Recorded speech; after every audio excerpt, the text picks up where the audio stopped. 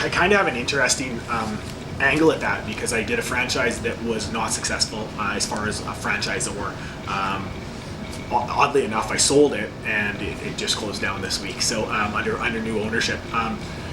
You know, it's a lot of what you put into it, if not all of it. The restaurant industry is definitely a people industry. The people on your front lines are the people that are going to make or break your restaurant. You can have the best brand in the world, but if the people that are representing that brand aren't doing the job, it doesn't matter.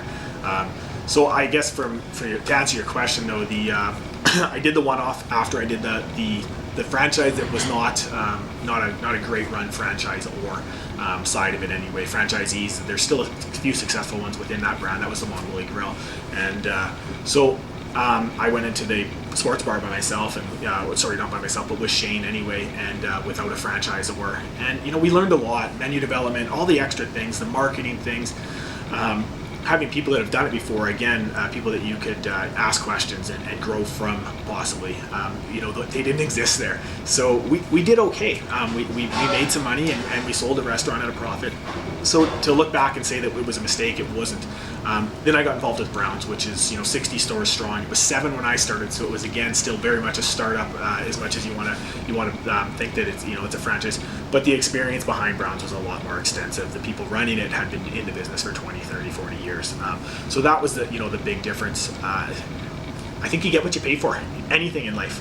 You can buy the $8,000 car or the $80,000 car. Chances are the one that's 80 is going to be a little bit more reliable. So, and I think that's much like the franchise model. You can pay for a franchise, top dollar, and the model's there. You're buying a system. You're not buying a restaurant. You're buying a system. The system's there. It's proven, and it's made money.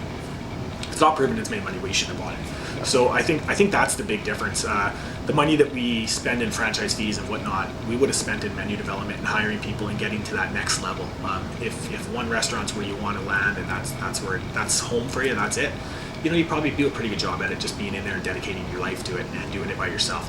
But if growing into 10, 12, 15, 20 restaurants is where you want to be, it's that much more difficult. The infrastructure is huge. The reinvestment is even bigger than the reinvestment of opening up franchises. So I think that would be the big difference.